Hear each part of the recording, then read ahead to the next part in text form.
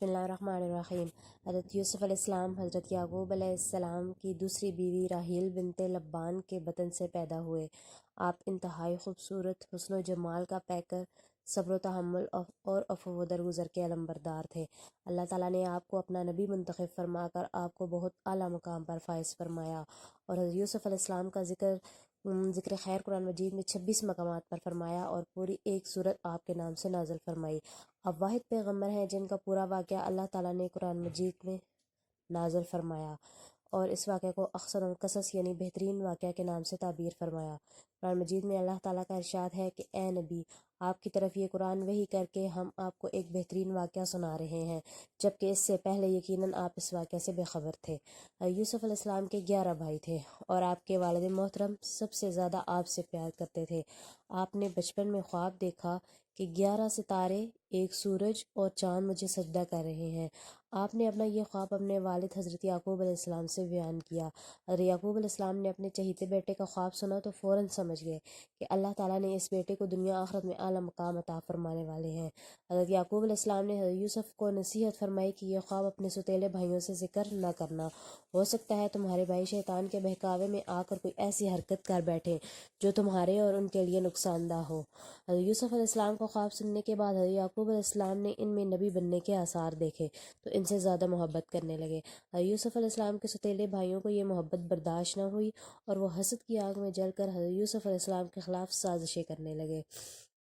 ستیلے بھائیوں نے حضرت یوسف علیہ السلام کو باپ کی نگاہوں سے اوجھل کرنے کا فیصلہ کر لیا، اور آپس میں یہ مشورہ کیا کہ یوسف کو یا تو جان سے مار ڈالیں یا دور کسی ایسی جگہ پر چھوڑیں جہاں سے یہ واپس نہ آ سکے۔ ایسا کرنے سے والد محترم کی مکمل توجہ ہماری طرف ہو جائے گی۔ ایک بھائی نے کہا کہ انہیں جان سے مارنا بہتر نہیں ہے، البتہ کسی گہرے کنویں میں ڈال دو تاکہ کوئی راہ چلتا مسافر اسے لے کر کسی دوسرے ملک لے جائے۔ اس طرح تم یوسف سے بھی چھٹکارا حاصل کر لو گے اور اپنے باپ کی توجہ بھی پا لو گے۔ سب نے اس رائے پر اتفاق کیا اور اسے عملی جامہ پہنانے کی کوشش شروع کر دی۔ ایک دن اپنے والد محترم کے پاس آئے اور اپنی ہمدردی کا یقین دلاتے ہوئے کہنے لگے کہ اے ابا جان، آپ یوسف کے بارے میں ہم پر اعتبار کریں، اور دنیا میں بھائی سے زیادہ بھائی کا خیر خواہ اور کون ہو سکتا ہے۔ کل ہم سیر و تفریح کے لیے جا رہے ہیں، یوسف کو ہمارے ساتھ بھیج دیں تاکہ ہم سب بھائی بن کر کھائیں پیئیں اور کھیلیں۔ یعقوب علیہ السلام نے خدشہ ظاہر کیا کہ یہ ابھی چھوٹے ہیں، کہیں ایسا نہ ہو کہ تم کھیل کود میں مصروف ہو جاؤ اور انہیں بھیڑیا کھا جائے۔ لیکن بھائیوں نے اپنے والد محترم کو حضرت یوسف کے تحفظ کا پورا یقین دلایا۔ آخرکار حضرت یعقوب علیہ السلام نے انہیں یعنی حضرت یوسف کو اپنے ساتھ لے جانے کی اجازت دے دی۔ یعقوب علیہ السلام کو مطمئن کرنے کے بعد آپ کے بھائی انہیں لے کر چل پڑے۔ جیسے ہی وہ اپنے والد محترم کی نظروں سے اوجھل ہوئے تو آپ کو مختلف انداز میں پریشان کرنے لگے۔ آخرکار انہوں نے اپنے طے شدہ پروگرام کے مطابق آپ کو ایک گہرے کنویں میں پھینک دیا۔ جیسے ہی آپ کو کنویں میں ڈالا تو اللہ رب العزت نے آپ کی طرف وحی فرمائی کہ آپ پریشان نہ ہوں، آپ جس مصیبت میں ابھی گرفتار ہوئے ہیں بہت جلد اللہ تعالیٰ آپ کو اس سے نجات عطا فرمائیں گے، اور آپ کو ایسے اعلیٰ مقام پر فائز فرمائیں گے کہ ایک وقت آئے گا کہ یہی بھائی آپ کے سامنے شرمندہ ہو کر کھڑے ہوں گے، اور آپ ان کو یہ باتیں یاد دلا رہے ہوں گے اس حال میں کہ وہ جانتے بھی نہ ہوں۔ جب بھائیوں نے حضرت یوسف علیہ السلام کے کپڑے اتار کر انہیں کنویں میں پھینک دیا تو انہیں اس بات کی فکر ہوئی کہ وہ اپنے والد محترم کو جا کر کیا جواب دیں گے۔ وہ مختلف ہیلے بہانے سوچنے لگے۔ آخر میں یہ طے پایا کہ سب یک زبان ہو کر کہیں گے کہ یوسف کو بھیڑیا کھا گیا۔ بطور ثبوت انہوں نے ایک بکری کا بچہ ذبح کر کے اس کے خون سے حضرت یوسف علیہ السلام کے کرتے کو آلودہ کیا، اور پھر رات کے وقت روتے ہوئے حضرت یعقوب علیہ السلام کے پاس پہنچے اور اپنے طے شدہ منصوبے کے تحت باپ کو مطمئن کرنے کی کوشش کرنے لگے۔ جب انہوں نے حضرت یعقوب علیہ السلام کو حضرت یوسف علیہ السلام کا خون آلود کرتا دکھایا تو آپ اسے دیکھتے ہی پہچان گئے کہ میرے بیٹوں نے کسی سازش کے تحت یوسف کو میری نظروں سے اوجھل کر دیا ہے، کیونکہ وہ خون آلود کرتا کہیں سے بھی پھٹا ہوا نہیں تھا۔ پھر آپ نے روتے ہوئے کہا کہ اب میں اس صدمے پر صبر کرتا ہوں، اللہ تعالیٰ سے مدد طلب کرتا ہوں۔ اور ادھر حضرت یوسف علیہ السلام کے بھائی آپ کو کنویں میں ڈال کر واپس چلے گئے تو آپ اللہ تعالیٰ کی مدد اور نصرت کا انتظار کرنے لگے۔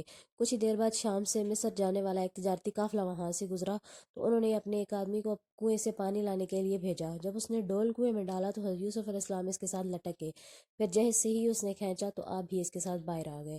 اس آدمی نے جب آپ کو دیکھا تو فوراً کہا کہ ہمارے لیے تو بہت بڑی خوشخبری ہے، یہ تو ایک خوبصورت لڑکا ہے۔ پھر انہوں نے حضرت یوسف علیہ السلام کو اپنے تجارتی مال میں شامل کر لیا اور مصر کے بازار میں لے جا کر دیگر سامان کی طرح آپ کو بھی غلام بنا کر فروخت کرنے کا اعلان کیا۔ آپ کے ذریعے اللہ تعالیٰ نے اہل مصر پر رحمت نازل فرمانے والے تھے اور آپ کے ہاتھوں میں حکومت کی باغ دوڑ آنے والی تھی، اس لیے عزیز مصر نے آ کر آپ کو دیکھتے ہی قافلہ والوں سے خرید لیا، کیونکہ اسے اسے آپ کی پیشانی پر خیر و برکت کے آثار نظر آ گئے تھے۔ خریدنے کے بعد وہ آپ کو اپنے شاہی محل میں لے آیا اور اپنی بیوی سے کہا کہ انہیں عزت سے رکھنا، ہو سکتا ہے یہ ہمارے کسی کام آ جائے، اور یہ بھی ہو سکتا ہے کہ ہم اس کو اپنا بیٹا بنا لیں۔ اس طرح اللہ رب العزت نے یوسف کو مصر میں ایک شاہی گھرانے میں پرورش پانے کا موقع نصیب فرمایا۔ یوسف علیہ السلام عزیز مصر کے گھر میں پرورش پا رہے تھے اور اپنے والد محترم کی تعلیمات کے مطابق اللہ تعالیٰ کی عبادت کر رہے تھے۔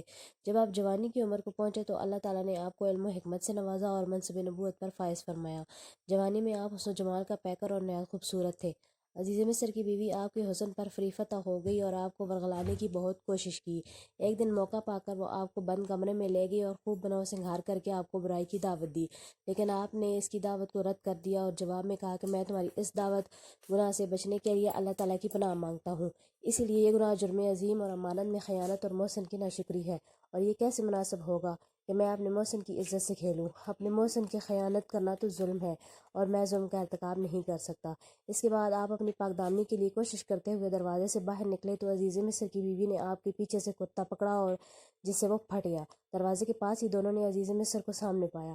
عزیز مصر کی بیوی نے اپنے شوہر کو دیکھتے ہی چالاکی کرتے ہوئے اسے آپ کے خلاف بھڑکانے کی کوشش کی اور کہا کہ جو آدمی تمہاری بیوی کے ساتھ برائی کا ارادہ کرے تو اس کی سزا یہی ہے کہ اسے قید میں ڈال دیا جائے یا اسے کوئی اور دردناک سزا دی جائے۔